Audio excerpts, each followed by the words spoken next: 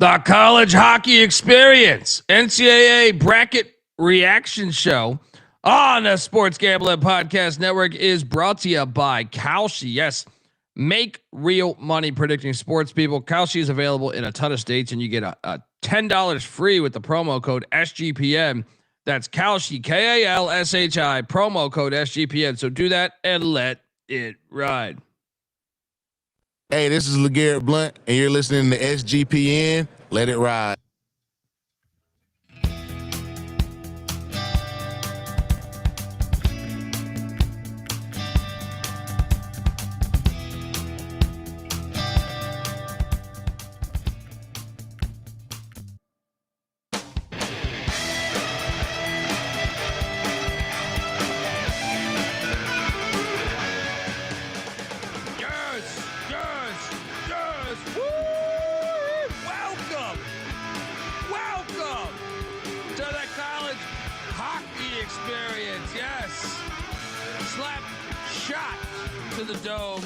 YouTube.com/the college experience. Let's just keep playing this music. YouTube.com/the college experience. Hit that like and subscribe button because, I know we're deep into March Madness with college hoops and always talking college baseball and college football. But right now we have a bonus episode because one thing we love, yes, we love brackets, but we also love college hockey, and we get the NCAA tournament. And this is kind of one of the most unkept secrets, I would say. If you love hockey, if you love the sport, this tournament delivers, I think, more and more each year. It's funny hearing people talk about it. Hey, I finally gave it a try. It was fantastic.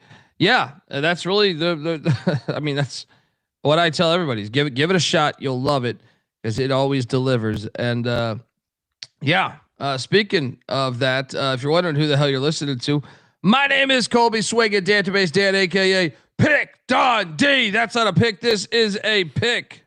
He was raised in the land down under, where a man thinks on his feet, speaks with his fists, and lives by his wits. When Dundee happened, he was a superstar. And you're nothing but a chameleon, lemon-headed, coward, terrorist pussy. And I'm after you, buddy. You're going to pay for it. Good night.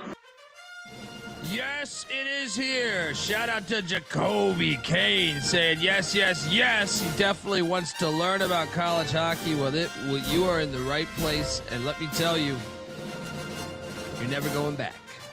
You give it a real try, you're never going back. I am joined by the brains of this operation, being that he grew up in fucking Michigan. All right. I played street hockey in my neighborhood, and I took a slap shot to the nuts, and that retired my career of street hockey. But I always respected the sport. I always loved the sport. This guy grew up playing the sport because Michigan is deep into the hockey culture. Give it up for the host of the College Baseball Experience, Noah Bieniek. How are you, buddy? Yeah, very much a hotbed for hockey talent. I had 3 cousins play college hockey. A couple of uncles play college hockey. Very much intrigued by college hockey.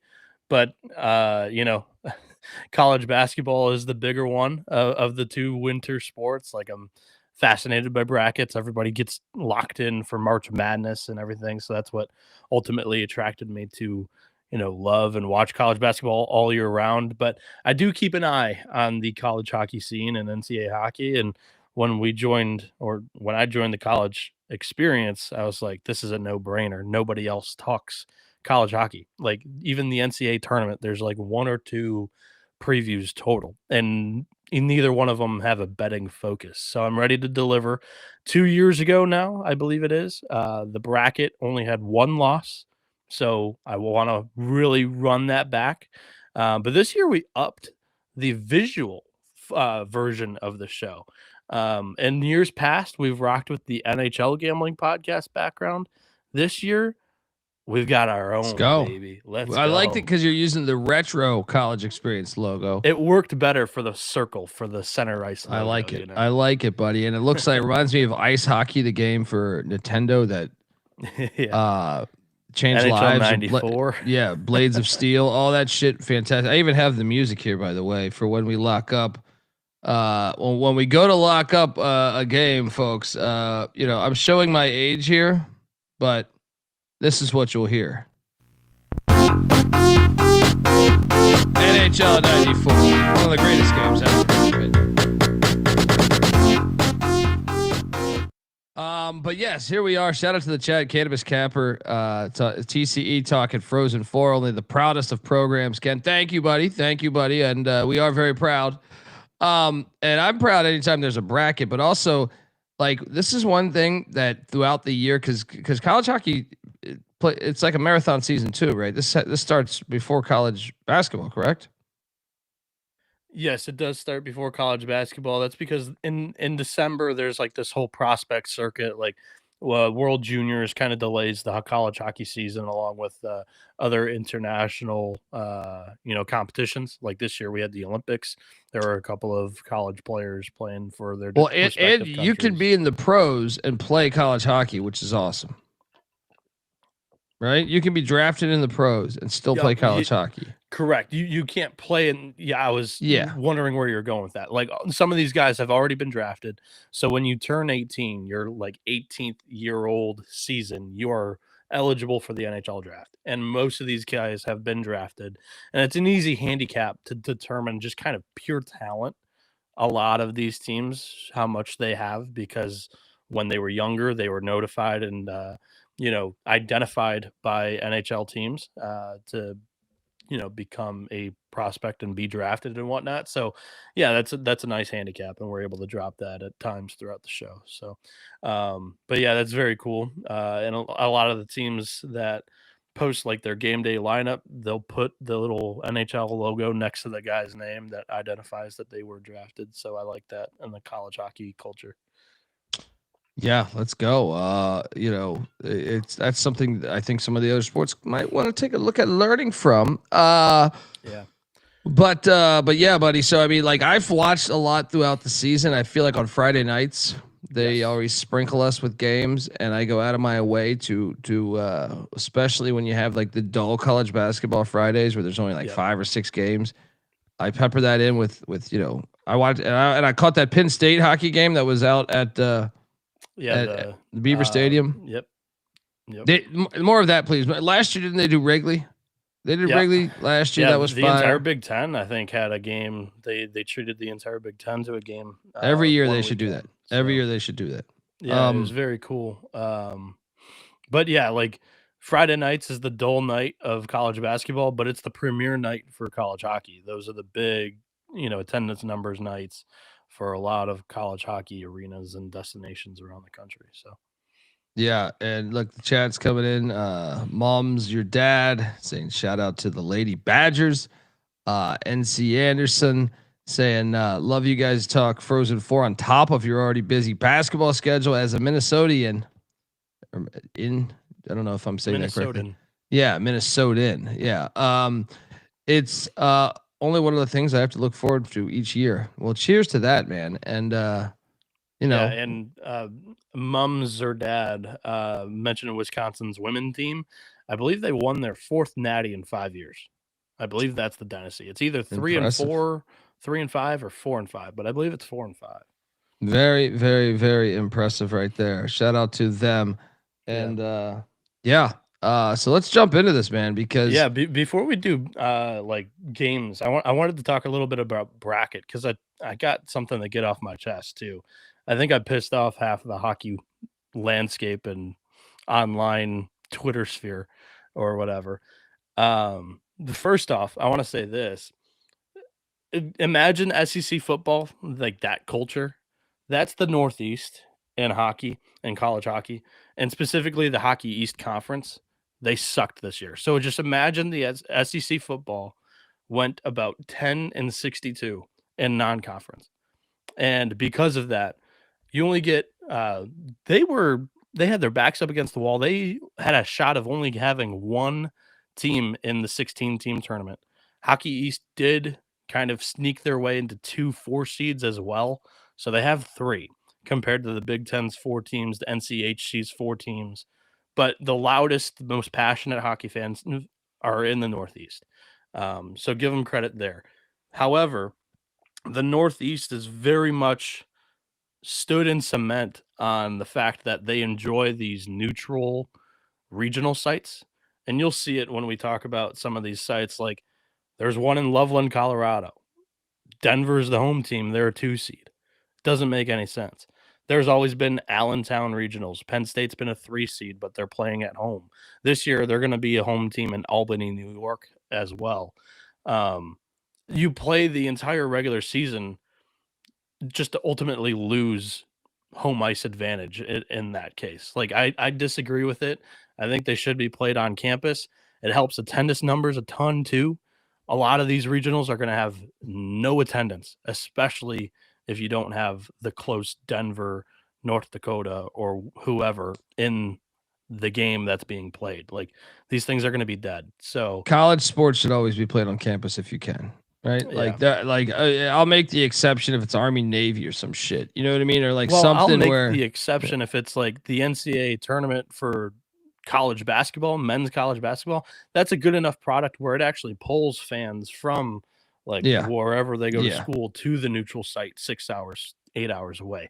Hockey, it doesn't do that. Like it's not a big enough sport. Neither is college baseball. It's not big enough. You see college baseball, they host home regionals, they host home super regionals before the College World Series. Women's basketball hosts home regionals as well. Like I think the NCAA hockey should lean into that more because they're only shooting themselves in the foot. You're only getting about 2K in attendance live, and it's just not a good enough product.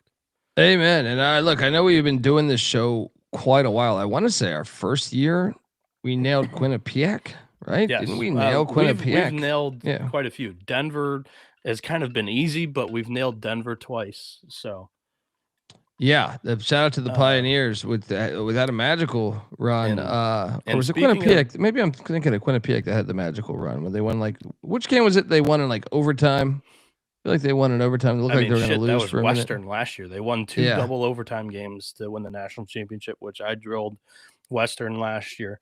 So yeah, speaking of the recent national champions, Colby, you mentioned Quinnipiac. Quinnipiac is one of only 2 teams. Speaking of the last 10 national championships, 8 of the last 10 have come from NCHC, that conference, which Denver's responsible for a couple, Western Michigan responsible for the last national championship. That is the strong conference right now when it comes to battle-tested national championship runs. And in this year's tournament, you're looking at a Western Michigan, and you're looking at a Denver, you're looking at Minnesota Duluth, and you're looking at there's a fourth in there too that's slipped my mind for a second. It is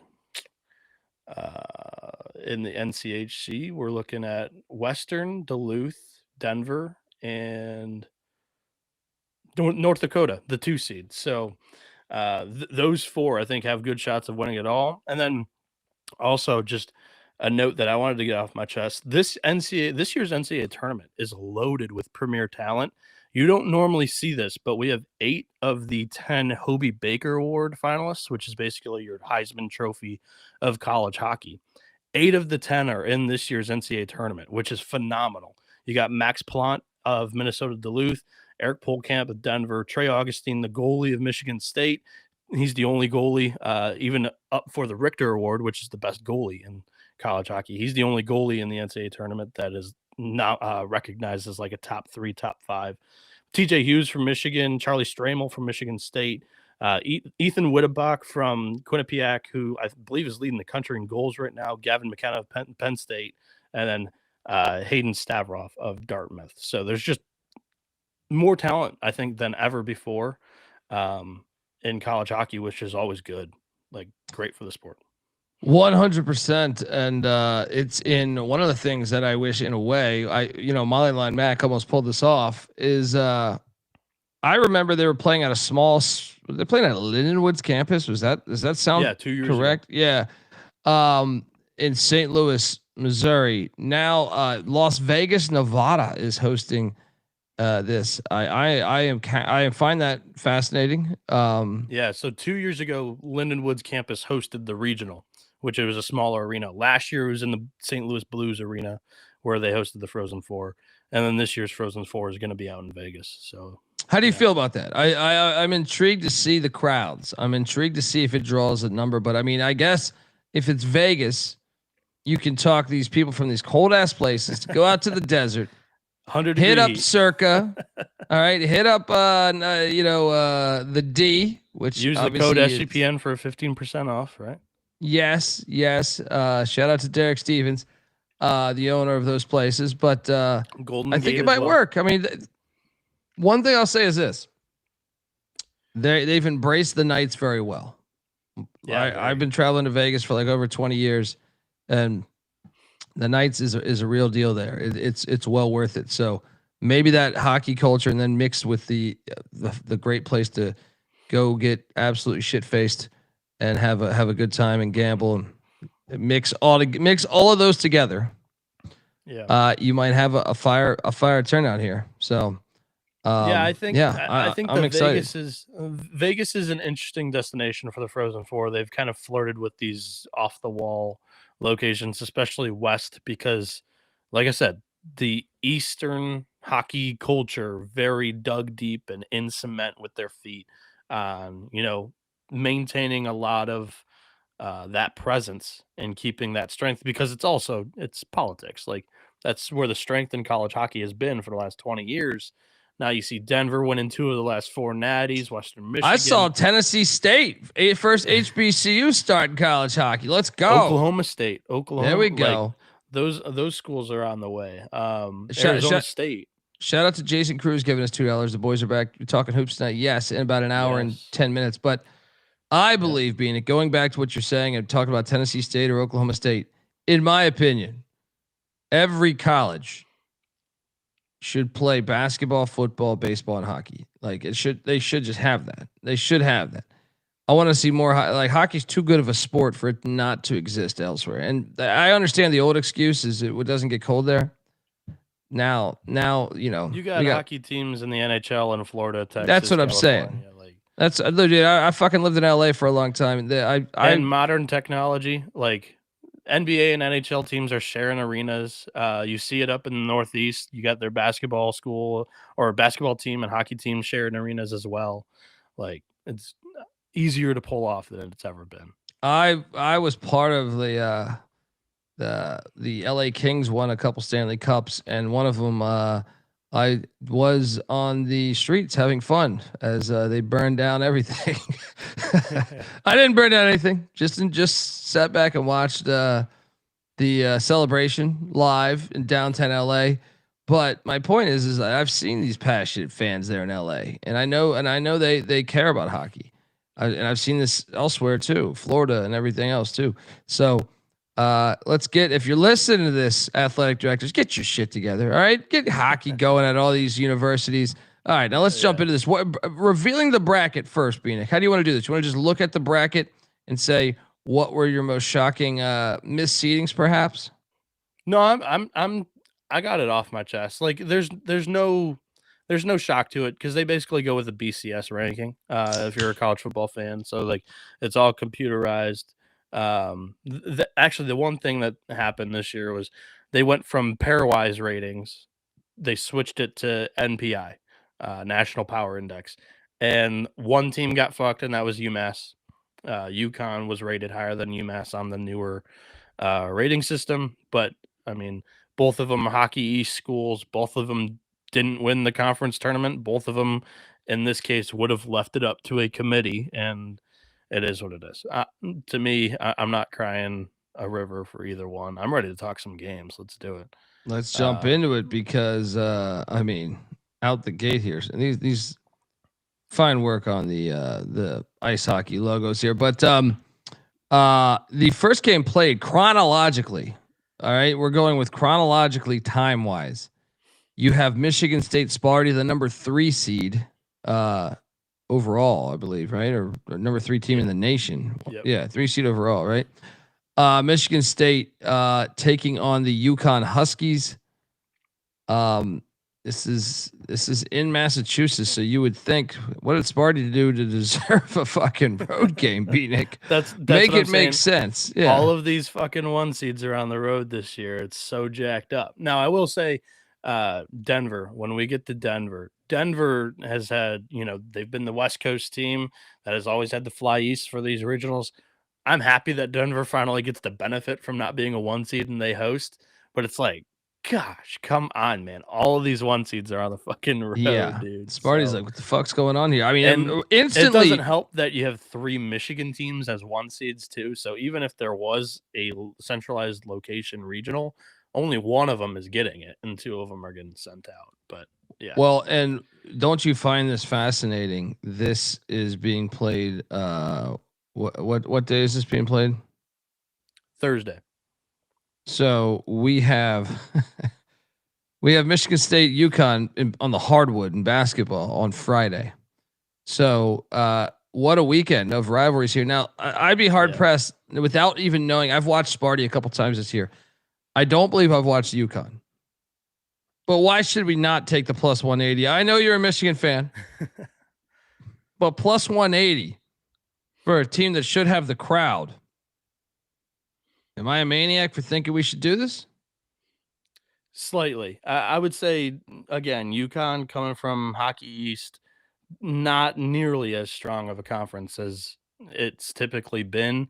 I think this is priced about correct. I think it's a little crazy for the minus 238 money line on Michigan State. If you're really convinced on taking Michigan State, I think you go puck line here and lay it with them.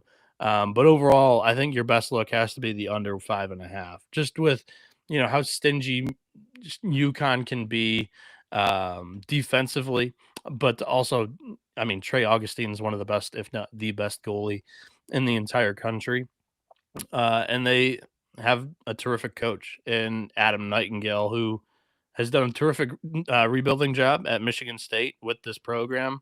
In 4 seasons, he's 94-43, and back-to-back Big Ten regular season champions. Like, they are kind of due for a little bit of a run. Haven't been to the Frozen Four since the 2000s, even though they've had this now sustained success. They've kind of been knocking on the door, and I think that this is a program and a team that's due. And when you were at the top asking me to break down bracket, I think this side of the bracket, the right side with Worcester and Sioux Falls, I think the 2 1 seeds on this side are on the lighter, weaker side of the bracket. I think chalk kind of holds on the right, and there could be a little bit of chaos on the left. I'm on Michigan State to win this game, Colby. You said it's on the lighter side. Let's call for the sweep then. We'll be talking college hoops later tonight. I love the fact you get that. And shout out to UConn's athletic department right now, because like football, I know they've rattled off I feel like 18 wins in the past 2 years. Basketball, obviously 2 national championships in the past 3 years. Baseball's made the NCAA tournament, I think 2 of the last 3 years. Yeah, they went to super regionals in 2 of the last 5, I think. That's what I'm saying. And then you got hockey killing it. Man, they're fucking killing it there. How the hell? Yeah. I mean, Mike Cavanaugh, the head coach here on the ice for UConn, this is the program's first 2 NCAA tournament appearances, and it's coming back-to-back years. They did win their first game against Quinnipiac last year. I think Michigan State's like another animal, but I'll trust you on this, because I did see Sparty. They were actually the opponent that played Penn State on Beaver Stadium. I caught them a couple times against just Big Ten competition within their conference. They're pretty fucking good, so I'll join you then. I was gonna get cute and say we should take UConn, but I'm gonna listen to you on the. I think Sparty gets it done. Let's move along. So chronologically, to punctualize it, I guess, like the UConn defense, specifically their goalie Tyler Muselik, I probably butchered it, but he's a senior, can get hot. He has a .927 save percentage on the year. That's pretty dang good in college hockey. It's just Michigan State's loaded with prospect talent, so it's like they've been very good all year. I'm a Michigan fan, and I'm predicting State to win the game. So that should tell you everything right there, folks. So look, this is Thursday. So Thursday, obviously, we got the Sweet 16, but to blend both together, it's just a special day for sports, really all weekend. So Thursday we get UConn, Michigan State to start things off. Drop too. That's 1:30 Eastern. Smart, fantastic. 1:30 Eastern. So you get that before the other games. Then if we shoot over to, I believe the next, going chronologically time wise, we have 2 games that'll be going on at 5:00 Eastern. Wait, is that Eastern? Yeah. Dartmouth. Fucking Dartmouth in Wisconsin, following same location there in Massachusetts there. How do they pronounce that again? There's an angle here. Worcester, right? Worcester. Yeah. Worcester, Massachusetts. The over under at 6.5 goals, by the way. Wisconsin, the Badgers. We just talked about the Lady Badgers. Can they sustain it in the men's side of things? -145 against fucking Dartmouth, which obviously is located in the Northeast in the great state of New Hampshire. Wait, is New Hampshire or Vermont? New Hampshire, right? New Hampshire. Yeah. Dartmouth +115 on the money line. Okay. This one, Bieniek, I'm taking one of these fucking home dogs. All right, one of these home dogs, and I think I've settled it on this Ivy League Dartmouth private school pussy bunch. Am I a fool? I know you're a Big Ten guy. We joke and call you Noah Petiti. But Worcester, says David Matola, who's from Rhode Island there. Yeah. Shout out to Matola. I'm taking the fucking Indians of Dartmouth. What are you doing here? Yeah, I'll take it to my first lock, and I agree with you. I'll go +114 Dartmouth here. We'll start with the woes in the NCAA tournament for the men over at Wisconsin. They have not won an NCAA tournament game since 2010, and they're entering the NCAA tournament after 12 days off. We see this a lot in the NCAA hockey tournament, where the conference tournaments typically span over multiple weekends. And if you get bounced, you are missing a week up to 2 weeks of time. And Wisconsin has quite often been bounced early from the Big Ten tournament for whatever reason. Mike Hastings and Wisco don't really fare well in the Big Ten tournament, and that kind of parlays itself into the NCAA tournament. So entering 12 days off, very rusty, haven't won an NCAA tournament game since 2010, and they're going up against the Dartmouth team that just won the ECAC tournament championship. They entered the tournament 11-2 in their last 13 games, Colby. This is a pure trajectory play, and I really like the Big Green. I think their defense, they come into this game second least goals against per game, averaging just 2 goals against. This is a matchup, a clash of styles, because Wisconsin's got a high flying, a really good offense. They're top 5 in goals scored per game. They're top 5 in power play percentage, but Dartmouth, #1 penalty kill in the country. I like this matchup for Dartmouth, and I like the trajectory that both teams are kind of entering in favor of the Big Green. So give me the +114 money line here with Dartmouth. Let's lock it up and let's hear that lock song. Oh, let's fucking go. +114. You can probably get +150, 120 out there. Shop around with fucking Dartmouth, the Indians. They're bringing it home. Double lock.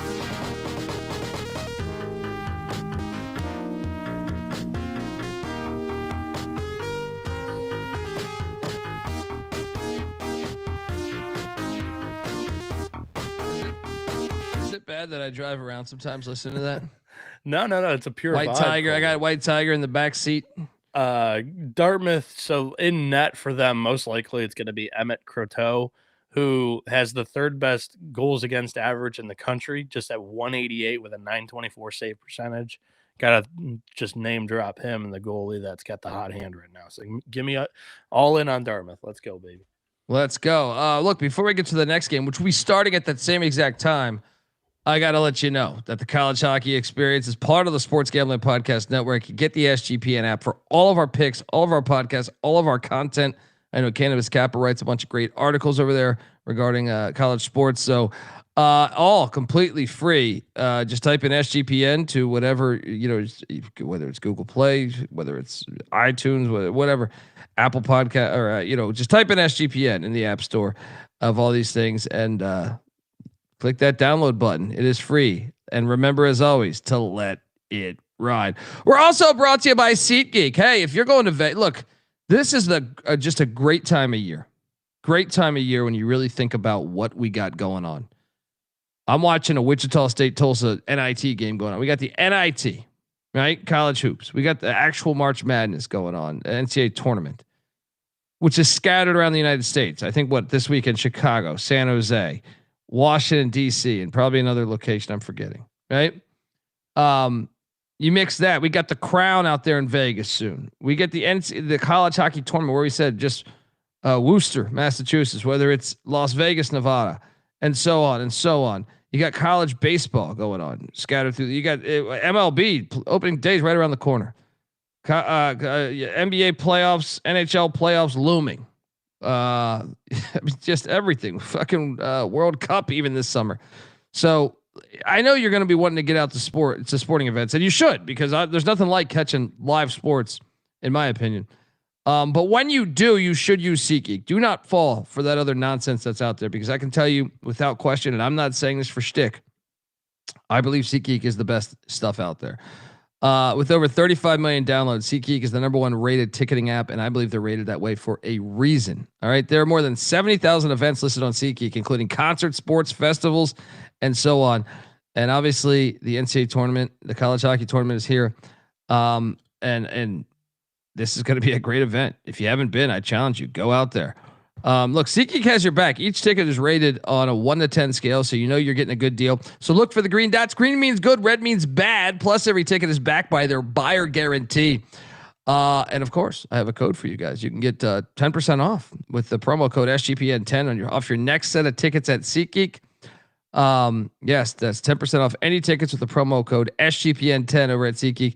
Make sure you click the link in the description to download the app and automatically have the code added to your account so you can use it later over at SeatGeek. We're also brought to you by Kalshi. Kalshi is a real money prediction market, legal in all the states. Yes. Kalshi has a ton of trading options for your favorite sports. New Kalshi customers get $10 when you use the promo code SGPN. That's Kalshi, Kalshi, promo code SGPN.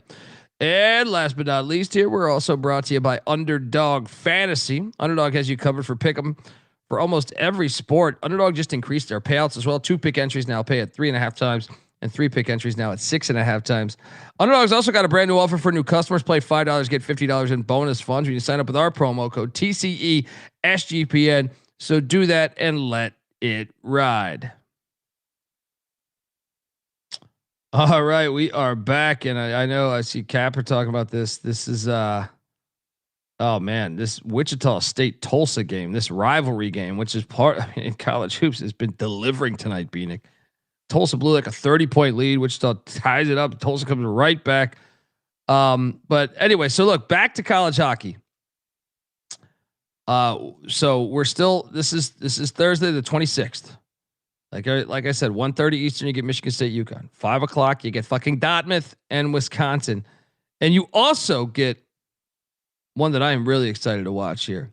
The Friars of Providence taking on the Aqueduct, better known as Quinnipiac. This game, I think it should be a little chippy. So Quinnipiac's -110, by the way. YouTube.com/the college experience. Providence -120, but this is in Sioux Falls. The over/under at 5.5 goals there. My first reaction is we should take Quinnipiac, Bieniek. But your thoughts? I'm curious if you can drop some knowledge and change my mind. So Quinnipiac, I think, is definitely the more experienced postseason team, and Ren Pecknold is a very good NCAA tournament head coach. However, Quinnipiac, their last win was on February 28th. They've won just 2 of their last 6 games, and they're entering the NCAA tournament after 12 days off. So rust could be very much a factor there, along with just they've haven't seen, for hockey terms, of just one go through the net in quite a while. The last win being February 28th there. Providence kind of in the same boat, just on the fact that they haven't played a game for what will be, they will have 12 days off prior to their game as well. So this is really just a rust bucket game altogether. But I think Providence just had the more sustained success throughout the season. They won the regular season in the Hockey East. They actually dominated what has historically been a really good league. They won it by 11 points. That doesn't happen often. Now, I know I've been preaching that it's just been an off year, a bad year for Hockey East, but if this league has any kind of punch to it right now, they need Providence to make a little bit of a run, because I don't know if either one of their 4 seeds are going to put a dent into this year's NCAA tournament. Sorry, but this is also, quite an interesting matchup, because Quinnipiac, it's a youthful roster that has a little bit more offensive punch to it than it's had in years past. Providence has been very, very good on the defensive end. That has been their calling card all year long in the Hockey East Conference. They've only allowed 2.2 goals against a game. I'm going to go Friars here. Not one of my favorite picks, because I'm not running to the window to plant a flag with either one of these teams not having played a game in a week plus. Also, I like or I dislike the trend that Quinnipiac is on a little bit more than Providence. So I'm going Friars. All right, we have a battle here. Are you going to bet this? I mean, there's only 8 games, but it's not one of my favorites. If I had the power rank picks that I'm giving out, You better lock it up. You better lock it up. No, you lock it up. You lock it up. Lock it up. Sorry, what you're saying? I think this one's probably power ranked 7 of 8 for me. So Providence minus 120. Sure, I'll bet it, but it's not going to be one of my larger bets, Colby. Now we got a problem. Now we got a problem. Well, let's fucking go. We got a battle at Sioux Falls. Dundee on the Aqueduct. Phoenix on the Friars. Got high drama in this. It's hard to do this show. Let's jump over to the next game. The final game on Thursday is one that I would imagine would be a lit environment in Sioux Falls, South Dakota. The boys from Grand Forks, North Dakota, are laying their minus 270 against the Warriors, who come out to play Merrimack at plus 200. Wow. I mean, that's a juicy fucking dog, dude. But this place is going to be completely lit, right? There's no way they win this, right? I mean, sell me on like, I would love to jump on a plus 200 dog the first day, but I just feel like going out to Sioux Falls. Is it achievable? First off, Bieniek. All right. You've kind of sniffed it out, I guess. I'm jumping on the grenade too, dude. Give me this plus 200 money line dog. I think Merrimack's quite live in this. Yes, this is the one seed that is actually playing pretty much at home in Sioux Falls, South Dakota, with it being North Dakota. But I do think that Merrimack has a chance to do the unthinkable. So North Dakota has been a tremendous story. Dane Jackson, in his first year as head coach, has led his alma mater back to the NCAA tournament after they missed the big dance in 2025. Kind of been slumping compared to program expectations recently, but they've had a very, very nice year. The expectations now are a little bit different. Like at North Dakota, they expect to be competing for championships. This place is going to be on fire. I actually think it's a little bit of a negative for Jackson, for this group that was kind of put together late in the portal, and they've clicked and they've been playing fantastically all season long. I know how crazy that sounds, but I'm just going to say hello to Cinderella, because Merrimack, man, they just became the first ever 8 seed to win the Hockey East Tournament Championship by winning 4 games in 4 days in order to get the auto bid into the NCAA tournament. I don't believe 4 games in 4 days was correct. I think it was like 8 days or something. Either way, point stands. They won 4 games in a row. And also in total, they're on a 7-game win streak, and they're 17-6 in our last 22 games. Max Lundgren, the goalie, made, I think, 48 saves in the Hockey East tournament final against UConn. This kid hasn't played tremendously. in net all season long. He's a sophomore, has a 256 goals against average, but he does have a 920 save percentage. And boy, oh boy, was he playing with a hot hand during the conference tournament. And I'm gonna ride the hot hand with Merrimack. Scott Bork, it's a unique style, tough prep for opposing teams. I think I like the Cinderella story rather than the year one it all clicked. So give me Merrimack to go on the road, basically, and knock off UND. Now we are fucking talking. Plus 200. So that little Dartmouth yapper of plus 115 can take a hike, even though we'll take it. But I'm saying like this one is the one I think like this is the one plus 200. You sold me on all this other stuff. Smashed. Bruce Pearl saying we should smash that. And I have the Warriors come out to play somewhere on this. Yeah, but that'll get us copyrighted. That's so right. How does that get us? I don't understand how that it's got us. Yeah, it's got us. But yes, okay. Then I'll just play our lock music, our fantastic lock music. But we have a double lock on Merrimack. Sprinkle the money line, and I like what the chat is saying. And yes, proud program play of the day. Matola is correct. First team to score, Merrimack. What do you make of that? What are those odds? Yes. Yeah. First period money line. JP's saying that. Yep. Puck line says go chaos. The Warriors come out to play in 2 falls. Thursday night. Let's get down on this. All right. What are your thoughts on that? I wonder what the first team to score. Yeah, I have DraftKings up in front of me. It doesn't look like they have those type of markets out. Still we always talk about college baseball being a niche market, and you can take advantage of it and make a little bit of money if you know what the fuck you're talking about. College hockey very much the same way, but yeah, we don't even have those markets open yet. So at least on DraftKings, that's the one I have in front of me. So yeah, hell yeah. All right, so that's Thursday. We're in the books for Thursday. Yes, sir. We're gonna jump over to Friday. Friday, Bieniek's boys. Wait, is that chronologically the time? Yeah, I believe so. I'm sorry. You're right. You're right. Yeah. So at 2:30 Eastern for the Natty last year, so they are my boys. My boys weren't in the NCAA tournament last year, so then it became Western, and we fucking won it. So there you go. Look, my sister-in-law went to Western, so we can get down on this. All right. Look, Minnesota State, the Mavericks. I've watched their football program over the years. Shout out to them.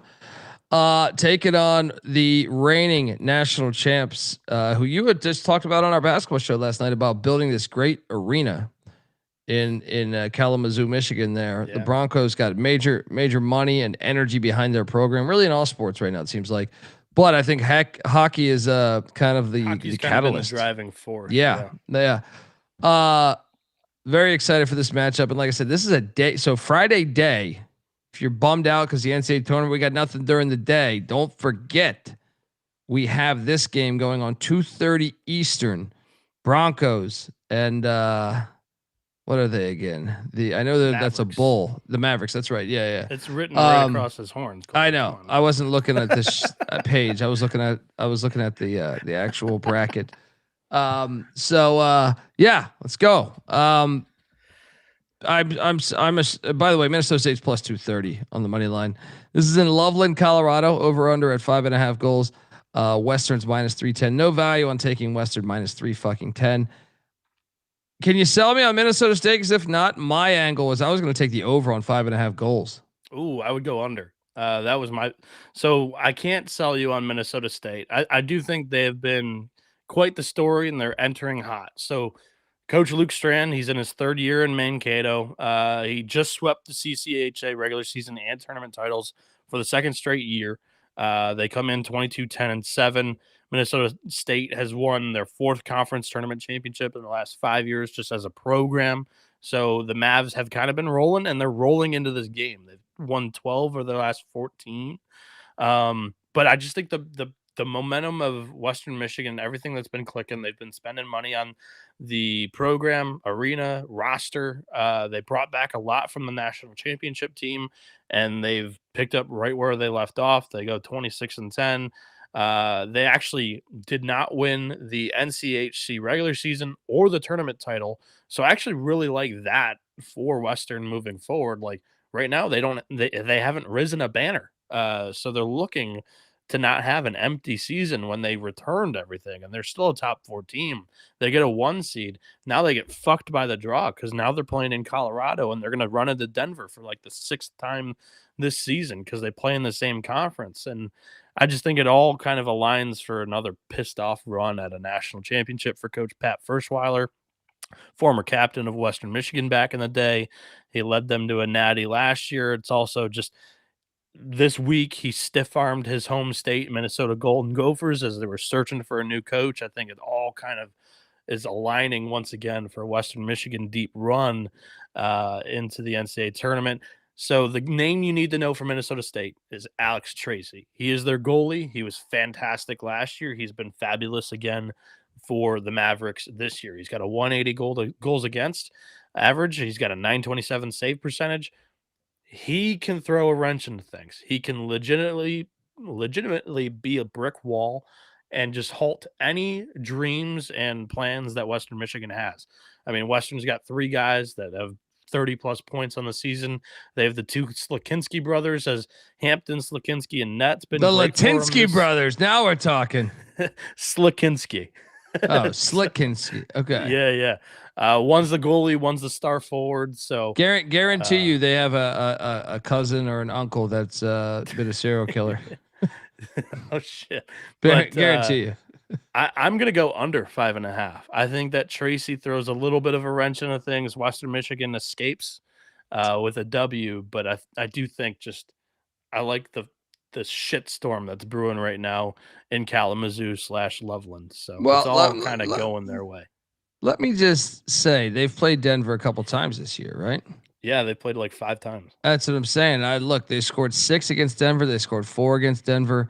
The last 2 times they played. Then they gave up 6. In a game. Those games are absolute wars. Western and Denver are like big time rivals now.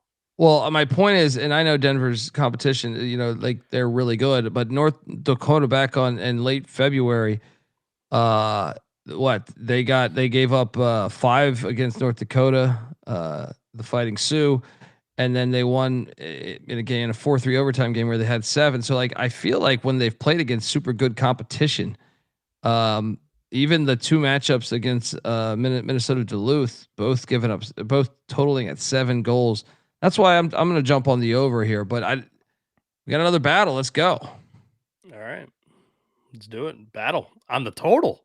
That's not on the very fucking TCE. total. That is, yeah. Well, look, I'm not trying to get in front of -315. Yeah. Let me play that battle music. But excited for this one. Dodgy on the over.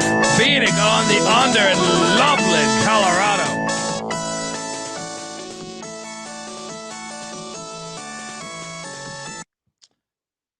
Shout out to the chat. Shout out to Weehawk. Shout out to JSW talking Hubert Davis out at North Carolina. We'll be reacting. Did that just break? It just did. I see it on ESPN right now. No fucking. So I told you that was happening. Yeah. Well, they did cancel that show. Yeah. Always look into the coach's corner, right? If they cancel that, you're a wrap. Norlander said the condition of Hubert Davis' split with North Carolina is a firing. He's going to be paid in full. Wow. I wonder if South Florida gets him. It's my first reaction.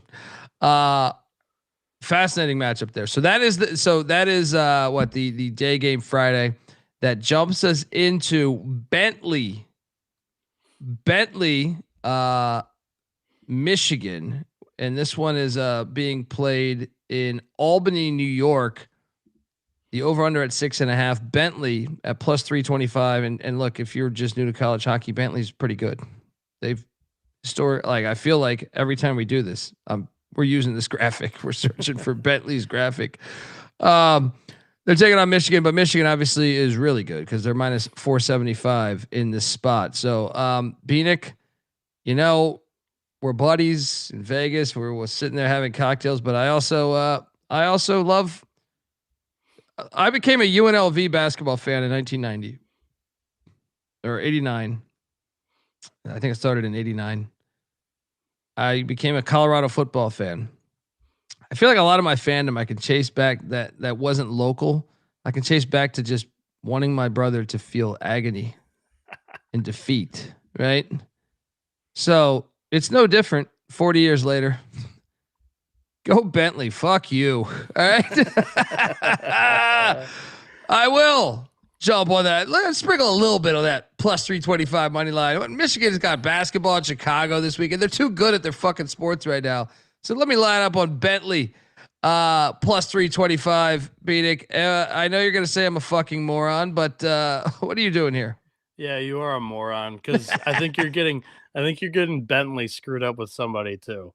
Last year was their because maybe year, you know what it is though is I do it in football. Maybe it was football. Okay. Maybe they were in the like D3 playoffs because I remember having a conversation about Bentley. Like that's the name. Yeah. So Andy Jones is their head coach. He's been there for 3 years and he's led them to back-to-back NCAA tournaments. Last year was their first tournament appearance in program history.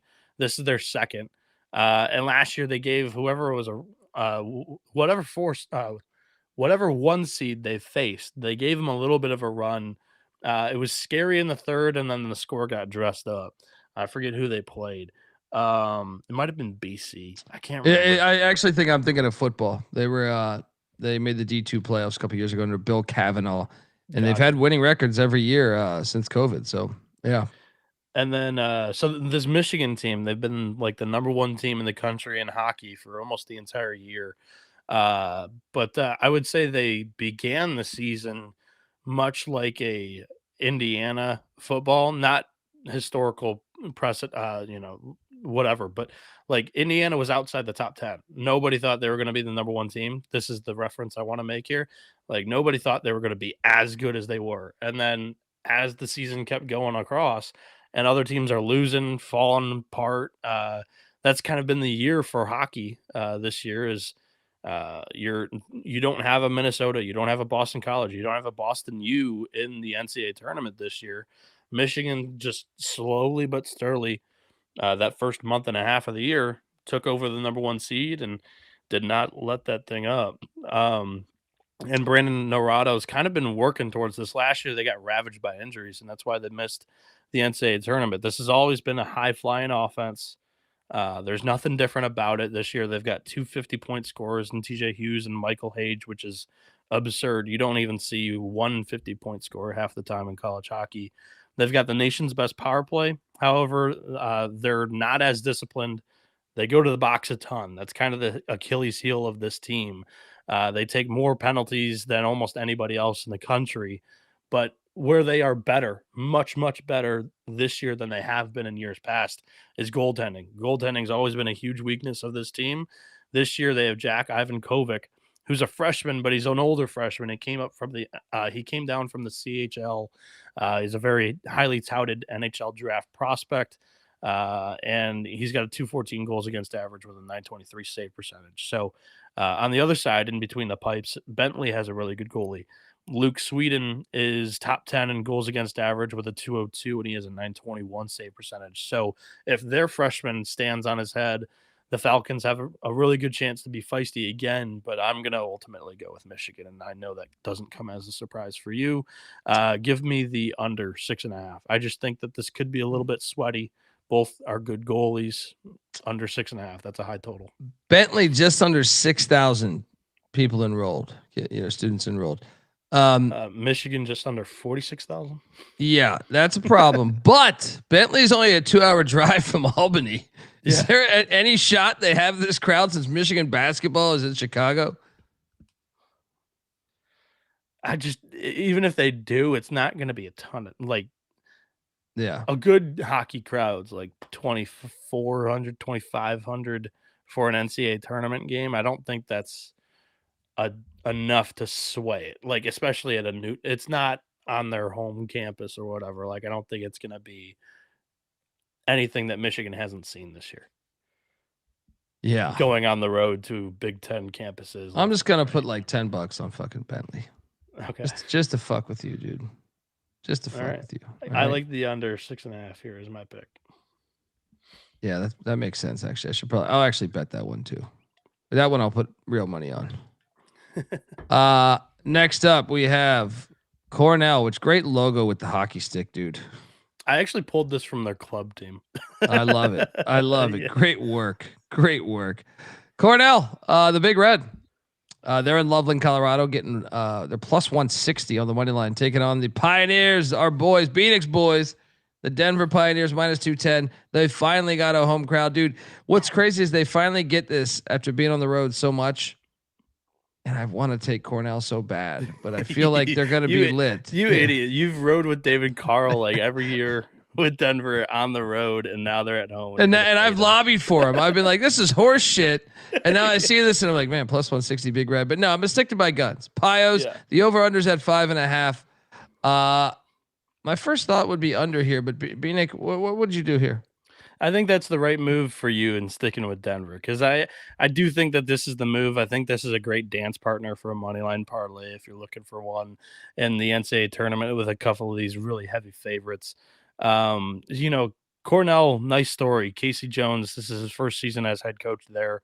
He leads the program to yet another NCAA tournament, but it's Jones' first tourney appearance since 2019. He qualified for the 2020 NCAA tournament, but that got canceled ultimately due to COVID, unfortunately.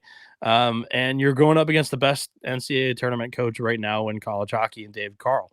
And he's very much been very adamant and very vocal of having on-site, regionals. That way it benefits the one seeds. That way you're playing for something throughout the year rather than bidding for an NCAA tournament host. But this is the year where they bid, they get the benefit, and they're not a one seed. They won the conference tournament title in the NCHC, but he's led Denver to 3 Frozen Fours in the last 4 years, including 2 national championships. They're at home. This is going to be, this crowd will be a lot of DU fans, and I'm not gonna fade it. I mean, if anything, I kind of think that the under could be live here too. If there's one thing that Cornell really specializes every single year, and even with the new head coach, it's just they're the best defensive team in the country. They just play at a snails-like pace, 1.9 goals against average, which is the best in the nation. They could fuck with Denver, but I think that Denver ultimately will capture momentum in this game, and then that'll slam them like an avalanche, and Denver wins this one comfortably, but under 5.5. Yeah, I'm all over the under, all over that under 5.5. Let's go. And then final game on the first set of games here is Minnesota Duluth, who we were talking about a minute ago. They're in Albany, New York, taking on the Penn State Lions. Penn State laying minus 135, Duluth plus 105. The over under at 6.5 goals. Are Penn State fans going to make it up to Albany for this one? Yes, that's what I was thinking. Right, this is not the far. Best, most talented Penn State team they've had ever. Their program's only like 13 or 14 years old, but I mean they've got. They basically have a one and done in college hockey. Everybody knows that this Gavin McKenna kid is going to be number 1 overall pick in the NHL draft. He's probably one and done after this year. And they're probably going to want to go out to Albany and watch it because the basketball team absolutely sucked this year. So they've had a big crowd for a lot of games. Yeah, I'll take Penn State then. I mean, I'm kind of intrigued by the matchup, but I mean, They seem to have some magic. They played that outdoor game, and I caught them a couple times this year. I feel like not as much probably as a lot of the other schools in this field. How's Duluth? Could Duluth get them? Obviously, yeah. The odds are saying that they could, but actually, fuck Penn State. Give me Duluth. I'm anti Big Ten, SEC. Give me Duluth. I wanted Let's this go. to be a lock battle. I was gonna be, I'm all over Duluth here. You got the rust factor with Penn State. Gonna go into this game not having played in 13 days. You also have them not playing their best hockey. They're 1-4 in their last 5. And they are 4-7 in their last 11 games, right? So I know it's the most talented team they've had. I know they can fire on all cylinders when it comes to the offense. I'm aware.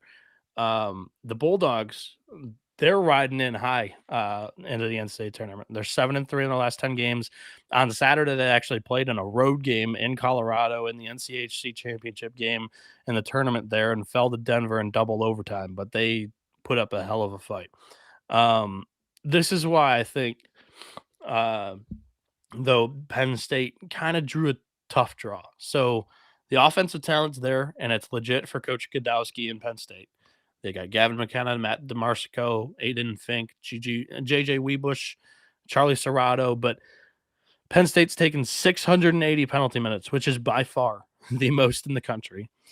And, although the Nittany Lions may have the most fans in the building at this regional, I think it's a brutal draw for them because they're going up against Michigan and Duluth. Those are the top 2 power play units in the entire country, and they're playing in the same regional. So if Penn State's just donating power plays left and right, these games need to be handicapped on special teams, and give me Duluth as a short dog. Like Penn State's they're the most public team in the entire NCAA hockey tournament this year. Duluth has the nation's second best power play in the country.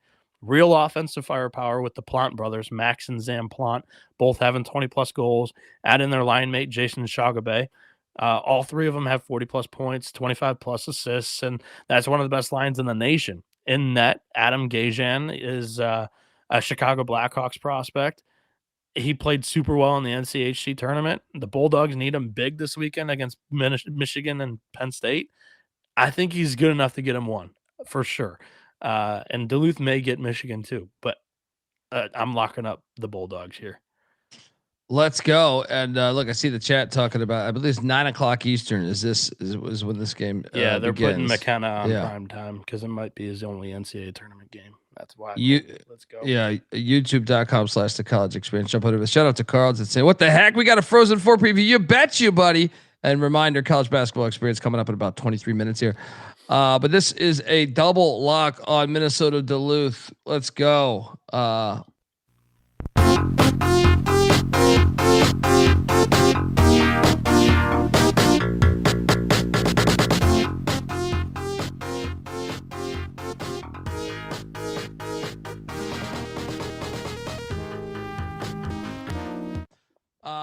All right, and that is the first 2 days right there. Then there's a gap in there.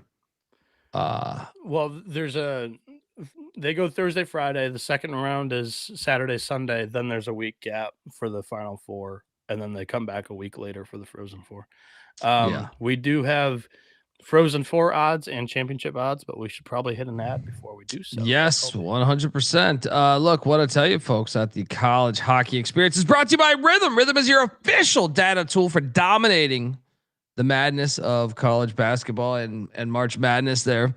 Rhythm generated bracket just went 34-0 in the first 2 rounds. I mean, unbelievable. If I go 34-0, I guarantee you I'm jumping off of a fucking skyscraper. I guarantee you, like, it's just, I'm just convinced that I'll live through this thing. Rhythm continues to crush it in college hoops for whatever whatever you need here. It's like, well, how are you waiting? Why would you be waiting? Looking to go premium? Use the promo code SGPN25 when you download the Rhythm app for 25% off your first month. Download Rhythm. That's RITHMM. Promo code SGPN25. We're also brought to you by Novig. Yes. Look, Novig is America's #1 sports prediction market. With Novig, you're getting the best prices. Download the Novig app. Get $50 when you spend $5 if you use our promo code SGPN. Get in on the action with Novig. Promo code SGPN. Also, it's March Madness this month, obviously. But over at SGPN, every March, it is Merch Madness. 15% off everything in our store with the promo code March. Get yourself a Pick Dundee t-shirt, a Bet Detective t-shirt, and the George Mason Start Your Football Program t-shirts. And if they look, we're doing a special right now. We're about 70 away. about 15 days to do it. 70. If we can sell 70 George Mason Start Your Football Program t-shirts, and that's going to be the catalyst. We're kind of starting this thing for like Colorado baseball, the Buffaloes Start Your Baseball Program, right? What did we talk about, Bieniek here? NC State hockey, start your fucking hockey program. All these schools should have hockey. So this is be a part of something. All right. And it starts with George Mason. StartYourFootballProgram.com or the SGPN store, promo code March. Jump in there. These hats, the hats we got going. We got the DJ hats, college experience hats. Jump on over there. And yeah, let's go. Let it ride. All right. YouTube.com/the college experience. Great graphics here. We got the Frozen 4 odds sitting there. Bieniek, I know you're going to go minus 125 on Michigan because they are the odds on favorite to bring home the Natty. After that, it is the Fighting Sioux of North Dakota at minus 140. Then it's Michigan State plus 105, the Denver Pioneers plus 140, Western Michigan, the defending champs at plus 1,000 there, Minnesota Duluth plus 3,000, Providence plus 320, the Badgers plus 320, Penn State plus 350, Cornell, the Big Red plus 380, Dartmouth plus 410, UConn plus 420, Quinnipiac plus 430, Minnesota State, the Mavericks plus 550, and Merrimack plus 900. Bentley plus 1,100. All right. I will say this first off. This is what happens when we're an independent company working on all these graphics. The Western Michigan price is incorrect, and I'll grab the updated one real quick. I was a little surprised at that. But my first thought would be, Bieniek, why would I not back Denver in Colorado? Reset, because you were lagging a little bit there. Why would I not back Denver in Colorado? Yes. Also, that's kind of telling that Denver's plus 140 and Western is plus 195, and Western is the 1 seed, Denver's the 2. Like, it's kind of telling you. Yeah. And the one thing I love is you mentioned these Merrimack Warriors plus 900. I mean, Warriors. Why not sprinkle just a little bit? I think it's worth just a little bit right there. I think it's worth it. That's one of my picks. Let's go. Those are the two that stand out to me. I can't be Dundee Patini. I can't do it. Even though it's highly likely that one of these Michigan schools are going to take it down. What are you doing here? Yeah, so I figured on this slide we can list our bracket in a way, like Michigan, Bentley. I've got Michigan beating Bentley, and then Duluth, Penn State. I have Duluth beating Penn State. I have Michigan knocking off Duluth in what should be a closely contested game. Michigan minus 125 is the one I have coming out of Albany.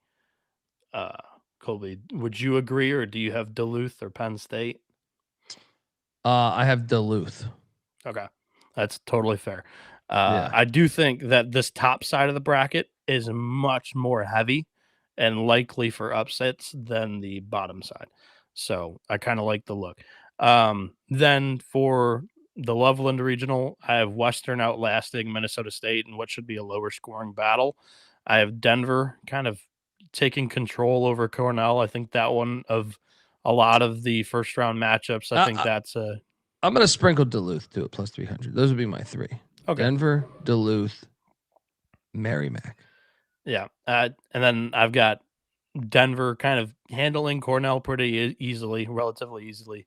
And then ultimately, I don't think I could. I know I was kind of like, I think everything's brewing towards a spirited run for Western Michigan once again at a natty, just because they didn't win the regular season in the NCHC. They didn't win the conference tournament in the NCHC. Their last loss was to Denver in the semifinal of that tournament. Like, I think they have that revenge angle. They got fucked with the seeding and the host site and whatever. But, I mean, Denver in fucking Colorado, that's so tough, man. So I'm going plus 140 Denver ultimately. I don't even think that plus 195 on Western and just have the 2 shots in that regional is not a bad play either.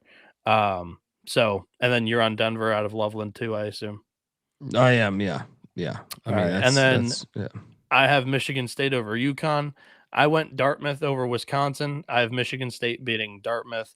plus 105 for Sparty. Are you in agreement there? Yeah, I think you go chalk there, but I'm not taking him to win at all. I don't do this Petiti shit. All right, let's go. All right, And I think Sparty gets out of there though. And then I legitimately think that Merrimack has a very good chance of knocking off North Dakota. I think the plus 900 is worth it just right off of the bat. I think Providence has been the best team in that bottom half between Providence and Quinnipiac. I think if you see the 1 seed in your regional go down, you are now alert. I don't think that the Cinderella will be able to pull off 2 in a row and get to the Frozen Four. That would be one hell of a run. I am going to sprinkle minus 900 Merrimack, but I think plus 320 Providence. That is the team that I'm going to have in my Frozen Four. And I don't think that's a bad bet either because of the potential for Merrimack pulling off a stunner.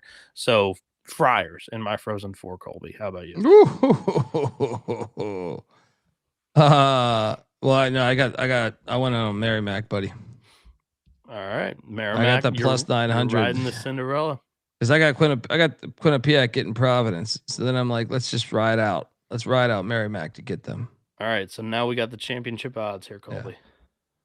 Yeah. Michigan plus 370, North Dakota plus 425, Michigan State plus 450, Western Michigan plus 900, Denver plus 1,000, Providence plus 1,500, Penn State plus 1,600, Duluth of Minnesota plus 1,800, the Aqueduct, Quinnipiac plus 2,000, Wisconsin plus 2,200, Cornell and UConn plus 2,800, fucking Dartmouth plus 3,000 there.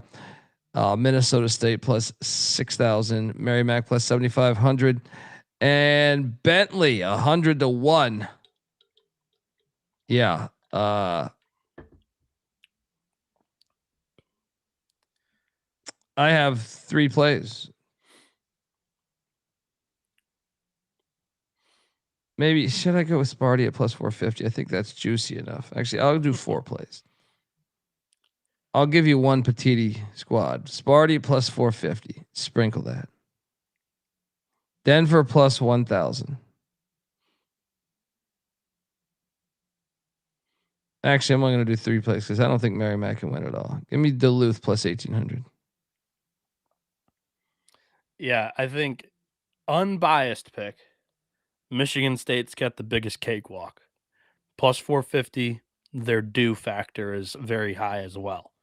Like, this is the draw that they needed. This is the one that they haven't really had in the past. They have won 3 straight regular season titles in the Big Ten. They've kind of sustained that success. This is kind of the most. They had a very good team last year. This is kind of the most loaded team prospects wise, like talent wise, they've had. Plus 450 on Michigan State, I think, is your right bet when you're considering most value. Michigan at plus 370 is a great price for the team that's been the best team all season long. I think my dark horse national championship pick is Providence at 15-1, coming out of the Hockey East, who just had a historically bad non-conference. I wouldn't be surprised at all if they luck box a fucking national championship this year. But Denver 10-1, I think, is well worth it. They'll have the crowd in Vegas if they get there. This is like the NCAA tournament of all NCAA tournaments for a Denver crowd. 10-1, I think, is plenty of value. When you look at NCHC's won 8 of the last 10 national championships, Denver's going to have the crowd in their regional. They'll have it in the Frozen Four. I think the Pios are a very good look as well. Let's fucking go. Let the games begin. Thursday. Can't wait. Friday. Can't wait. Saturday. Can't wait. Sunday. Can't wait. Sports are thriving. Bieniek, what's your national championship? My natty is Michigan State, and the Wolverines pull it out. How about you? Yeah, I'm going to go ahead and say it is going to be, I think Sparty gets there. It's this other side, though. The top side, I think, has a chance to really break out into some madness. Duluth Sparty in the Natty. Duluth Sparty. And Duluth knocks it off. The Bulldogs. Let's go. I mean, it could be. I mean, I'm gonna be rooting for Denver too. I mean, I don't know. Like, all right. I can see Denver taking down I Duluth. think either one's not a bad look. I think I like the Pios just with the home crowd making the run a little bit more than that. Makes sense. That does make sense. And that's at the T-Mobile Arena, by the way, in Vegas. Yeah. Bieniek's on. What's up? Yeah, we will be back before that weekend. So it's the week after the Final Four. We'll be back previewing the 4 teams that are left dancing. And yeah, it's in Vegas, baby. Let's dance, baby. David Bowie style. Folks, we got the college basketball experience coming up about 10-15 minutes. Subscribe over there. And man, I'm watching this Coastal Clemson college baseball game. It's fucking wild, Bieniek. Yes. Anyway, college baseball experience. Subscribe to that. Bieniek, host that. Noah B77_. Give him a follow. I'm on Twitter at the Colby D. The college basketball or the college hockey experience is on Twitter at TCE on SGPN. YouTube.com/the college experience. Too. Yeah, everybody is. All right. So jump over there if you can. Tell a friend. Best time of year. Let's go. All right. Till next time. This is the college hockey experience. You better start thinking about yours. And we out of here. Run and shoot.